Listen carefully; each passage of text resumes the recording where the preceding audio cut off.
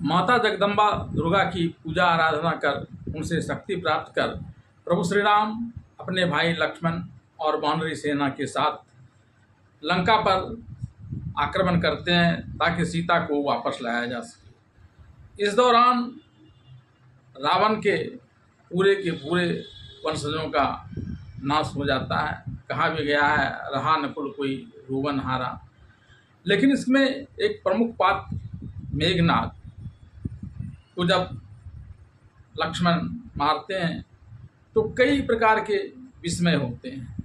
खुद प्रभु श्री राम के आचरण से लक्ष्मण को विस्मय हो जाता है।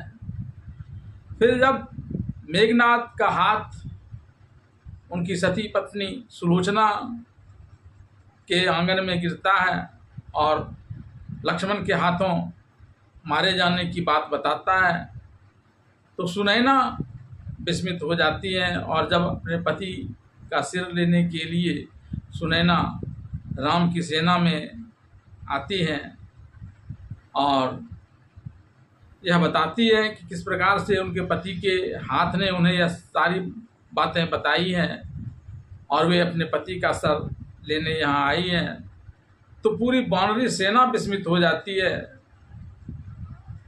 और एक सवाल खड़ा हो जाता है जो सुनैना ने खड़ा किया कि क्या लक्ष्मण अकेले अपने आप में मेघनाद का वध करने में समर्थ थे या फिर कोई और शक्ति उनकी मदद कर रही थी।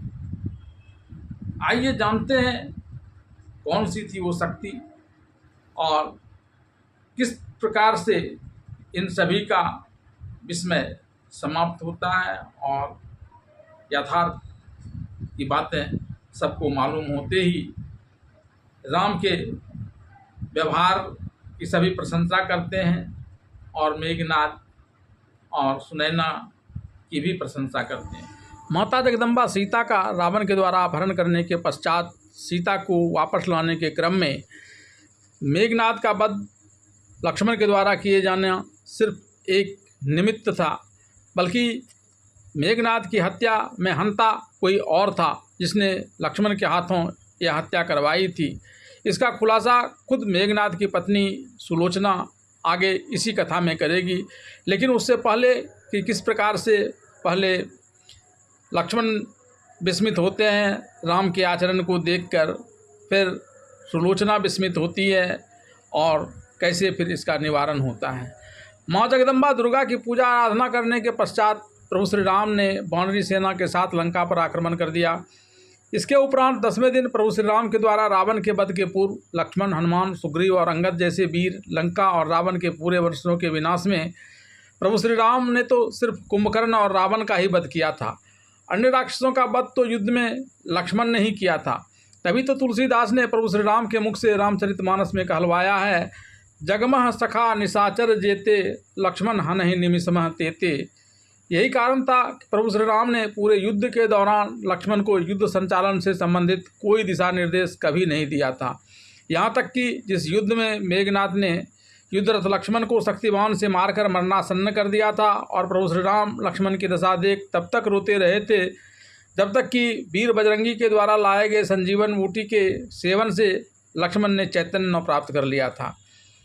लेकिन उस युद्ध के बाद जब मेघनाद के पास शक्तिवान भी नहीं था और तब अगर लक्ष्मण उसके साथ युद्ध करने के लिए जाते हैं तो सब कुछ जानने वाले प्रभु श्री राम ने लक्ष्मण को युद्ध के पूर्व सलाह भी दे डाली और चेतावनी भी कि मेघनाद से युद्ध करने वक्त काफ़ी संभल कर रहने की ज़रूरत है। साथ ही किसी भी हालत में उसका सिर ज़मीन पर न लुढ़के, इस बात का ध्यान देना है, अन्यथा पूरी वानरी सेना ही नष्ट हो जाएगी। राम के इसी आचरण से मेघनाद की हत्या करने वाले लक्ष्मण जैसे पराक्रमी के मन में भी घोर विस्मय हो गया था कि आखिर राम इस समय उन्हें क्यों विशेष चेतावनी और सलाह दे रहे हैं। लक्ष्मण के इस आश्चर्य का संबंध खुद मेघनाद की पत्नी सुलोचना ने किया था। लेकिन चलिए पहले जानने का प्रयास करते हैं कि खुद सुलोचना के आश्चर्यचकित और विस्मित होने का क्या कारण था, जबकि वह इस बात उससे अच्छी तरह से वाकिफ थी। उसका पति मेघनाद युद्ध भूमि में युद्धरत है और युद्ध में किसी भी योद्धा की कभी भी मृत्यु हो सकती है। दरअसल सुलोचना एक पतिव्रता नारी थी और वह जानती थी कि एक पतिव्रता नारी की सुहाग उजाड़ने की क्षमता यमराज में भी नहीं है।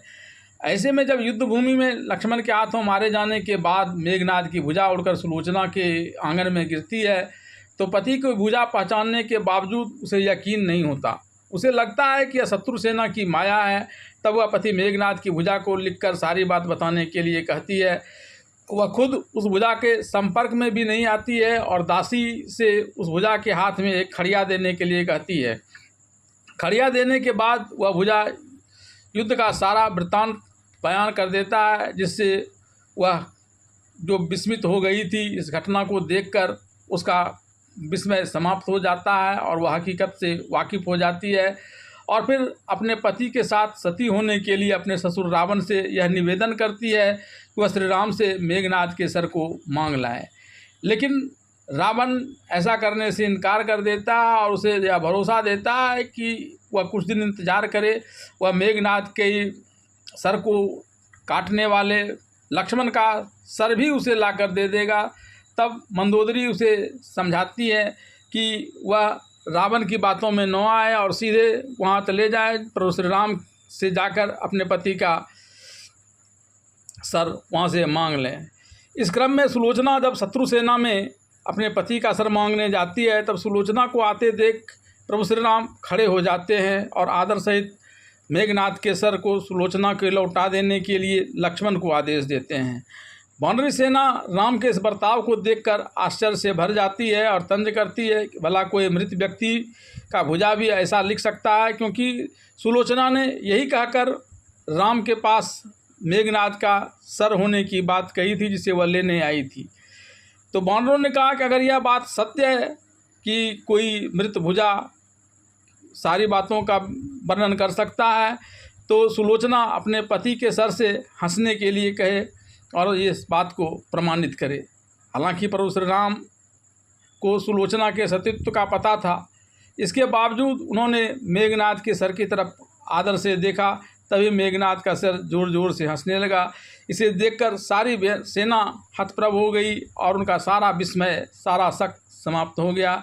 तब सुलोचना लक्ष्मण की तरफ मुखातिब होते हुए कहती है कि लक्ष्मण, आप में मेरे पति को मारने का सामर्थ्य नहीं था। आप दो पतिव्रता नारियों के कारण ऐसा करने में सफल रहे। यह उन पतिव्रता नारियों का ही ताकत था जिसके कारण आप निमित्त बने मेरे पति को मारने का। एक तरफ उर्मिला का सतीत्व था तो दूसरी तरफ सीता का सतीत्व था, तीसरी तरफ मेघनाद के पीछे मेरा सतीत्व था। लेकिन तब मैं रावण के दिए हुए अन्न को ग्रहण करती थी, इस कारण मेरे सतीत्व का प्रभाव थोड़ा कम हो गया, जिस कारण आप मेघनाद को मारने में सफल हो सके। यह सुनकर लक्ष्मण का भी सारा आश्चर्य और घमंड तथा विस्मय सब कुछ समाप्त हो गया। उन्होंने भी आदर सहित सुलोचना के सतीत्व को नमन करते हुए मेघनाद का सर उसे प्रदान कर दिया। इसके बाद सुलोचना अपने पति मेघनाद के साथ वहीं सती हुई और दोनों को मोक्ष की प्राप्ति हुई।